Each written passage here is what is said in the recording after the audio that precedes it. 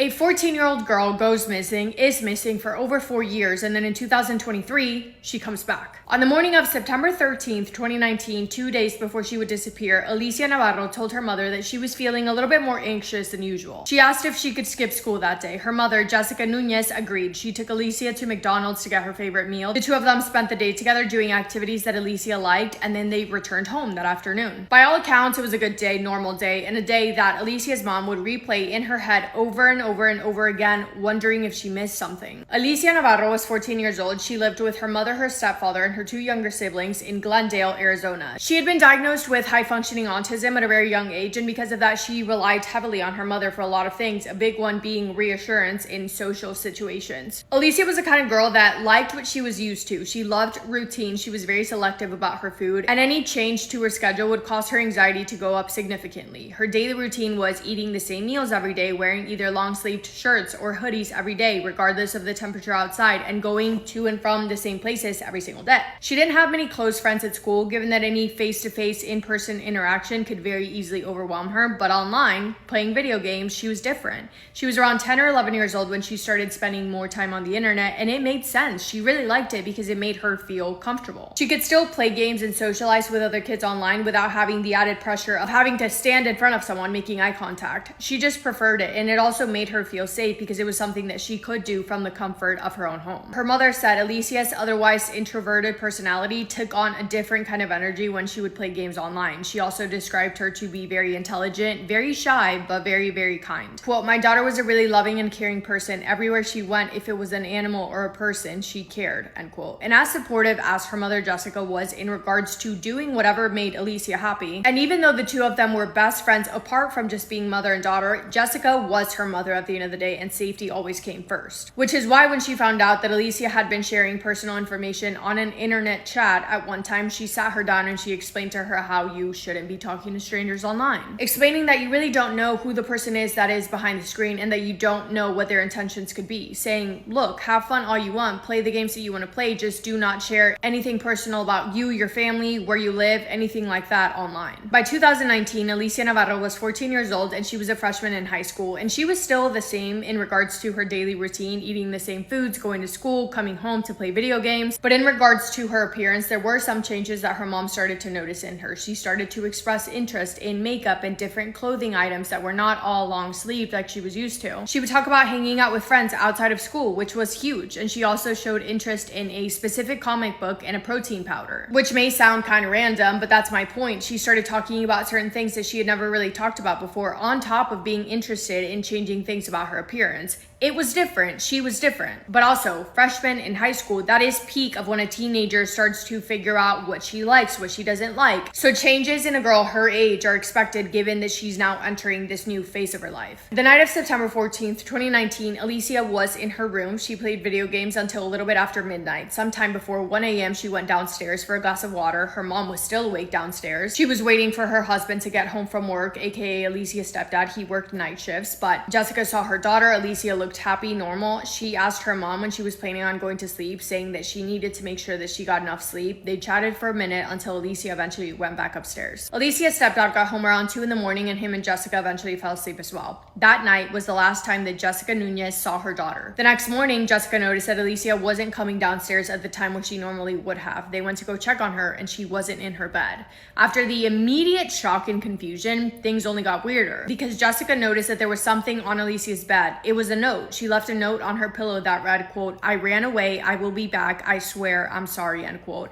You can imagine the shock and the big wave of concern that absolutely consumed Jessica when she read that note. Not only because Alicia was only 14 years old and had no business sneaking out, but she was also the kind of girl that did not feel comfortable at all in new places, in the dark, in the middle of the night, nor with anyone else apart from her mom, basically. Alicia had a routine. She had always had one, and she followed it religiously because if something out of the ordinary happened, she didn't handle it well. And she had been that way kind of her entire life. So what in the world could have made her walk away from her bedroom, from her house, on her own accord? Jessica and the stepdad searched the neighborhood immediately, and when they peeked around their house, they found something in the backyard. Chairs that had been stacked up against the brick wall, and shoe prints matching Alicia's size leading up and over the fence. Alicia had also taken a small black backpack with cat ears, a sweatshirt, a pair of shoes, makeup, a body spray, her eye iPhone and her MacBook, but she had left behind the charges to all of those. That detail in itself proved to be a very significant one because you don't forget your chargers if you're planning on running away and being gone for a while. You don't take your chargers with you if you do plan on coming back and you know that you won't need them, but you could forget them if someone was waiting for you outside and you needed to leave fast. Maybe you forget them if you're in a hurry or if you think that wherever you are headed will have whatever you need. What was interesting as well was that Alicia had walked down a path that was not covered by the neighbor's surveillance camera. Whether she did that on purpose or not, we don't know for sure, but it felt like a very big possibility that she had planned this or that somebody else had planned it for her. Glendale police were notified that morning. The case grew very, very quickly. The FBI got involved. A $20,000 reward was offered. Billboards went up, not only in Arizona, but also in California. Jessica herself had them put up in Nevada, Texas, and Mexico too, anywhere she thought that Alicia might be seen. But there was nothing. No phone activity, no social media activity, no trace, no leads. Jessica herself said from very early on that she believed that Alicia could have been talking to a stranger online, someone that may have been encouraging her to leave her house that night. Quote, according to the evidence, I do believe that she was lured online, end quote. And the evidence did support her. Remember, months before the disappearance, Jessica had discovered that Alicia had been chatting with someone online and given them information that she should not be giving out to strangers. Come to find out, the person that she was talking to was a man that was much older than her. Who that man was is unclear, which makes me think that there was little to no information on whatever online profile he had. There was also the fact that one of Alicia's friends had mentioned to authorities that Alicia had mentioned that she was planning on running away, and she had also mentioned something about having a burner phone. Another one of Alicia's friends mentioned that she had mentioned to him that she had a boyfriend. There was also a witness that came forward early on in the investigation saying that they believed that they had seen Alicia walking around the area with a much older man. But other than that, authorities didn't really have much to go off. There was little to no evidence that was proving to be actually beneficial. And it was a tricky one because as weird as it seemed, as far off as it would have been for Alicia to have wanted to leave on her own accord, any sort of clues or witness statements to authorities in their eyes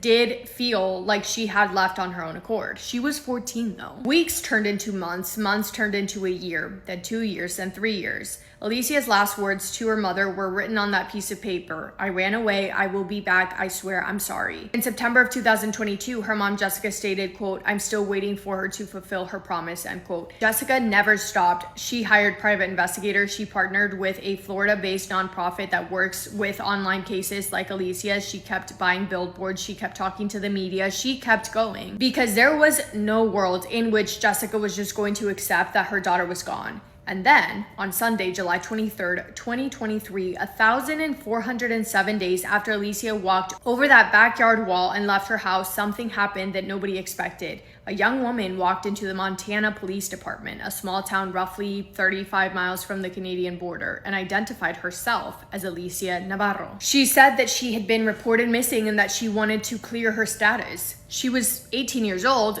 Crazy. Amazing that she was alive, obviously, but crazy. That police station contacted Glendale police immediately, and 3 days later, Glendale police held a press conference, quote, Alicia Navarro has been located. She is by all accounts safe, she is by all accounts healthy, and she is by all accounts happy, end quote.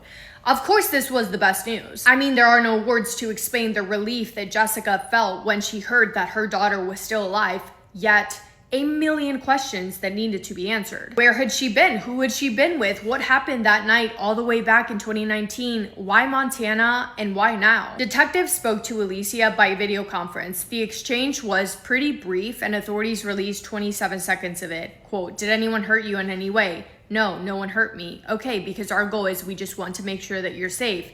I understand that. Thank you for offering to help me, end quote. Jessica posted a video on Facebook shortly after the return of Alicia was announced, quote, I do feel that I owe this video to the community and to God. I want to give glory to God for answering prayers and for this miracle. For everyone who has missing loved ones, I want you to use this case as an example. Miracles do exist. Never lose hope and always fight, end quote. She also said that she herself didn't have any details, but that the important thing was that Alicia was alive. But this was not a quick ending case closed. It was, as Glendale PD said at the time, quote, probably only the beginning of where this investigation will go, end quote. Alicia was located in Montana. Her family, if you remember, lived in Arizona. And she stayed in Montana after she went to the police station to say, hey, it's me, I'm alive, I'm here. So her mom had to identify her, or was able to identify her through FaceTime, but she had not yet seen her in person. And again, so many questions still left unanswered. When police officers in Montana arrived to investigate, they found that Alicia had not been alone. She had been living in an apartment with a man by the name of Edmund Davis, 36 years old at the time, in his apartment. And neighbors of his told investigators that the two of them had been living together for at least a year. Police officers were able to get a search warrant to search Edmund's apartment, and that's when things got dark, for lack of a better word. When officers arrived, Alicia was the one to answer the door. Officers saw Edmund in the kitchen in the background throwing a cell phone into a trash can and placing items on top of it as if he was trying to hide it. In other words, he was caught in real time trying to throw away evidence. The phone and other electronic devices were seized. Forensic investigators went through them, and on them they found a lot of material and evidence related to CP, from as young as 5 years old to 13. In October of 2023, Edmund Davis was charged with 2 felony counts of SA of children. However, investigators were careful to note that those charges were not formally connected to Alicia's case. That said, he was the man that she had been living with, and he had spent years, possibly beginning when she was 14 years old, if not younger, in contact with her.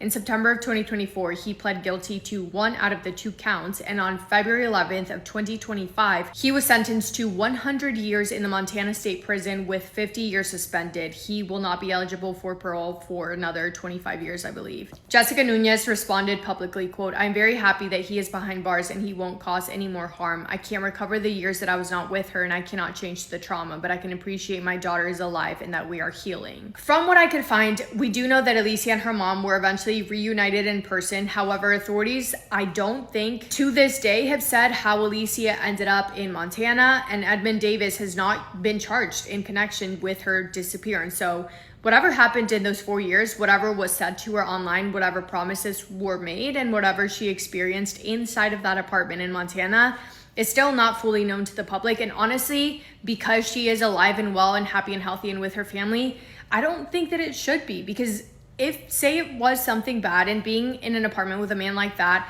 I doubt anything good happened inside of the apartment. Say it was traumatizing, which it probably was, she needs to heal. And having the worst experience of her life all over the media and all for the public to read all the details and everything that happened, that can't be good for her. So maybe it is good that we don't know. I'm happy to say that the latest update that I could find is that Alicia is now working, receiving counseling, and preparing to attend college. She is, I think, around 20 years old now, maybe 21. But yeah, everything says that she is healing, she's with family, she's working on getting some sense of normalcy now, which is all that you can hope for, and I hope that she is well and happy. We've covered cases on my page before where I'm like, this is crazy, and then sometimes it happens that I look into it and then I have more questions. But I'm just relieved that that man is behind bars, because ew. Yeah, that is all I have for today. Thank you for spending time with me today and for listening to Alicia's story. Hope you guys are having the best day. If not, go do something to make it the best day. And I mean it when I say that. Like, if you are not having a good day, go do something that you know makes you happy. Go for a walk, go buy yourself ice cream, get yourself a treat. You deserve it. And I will see you guys in my next video. Massive kiss on the forehead to every single one of you.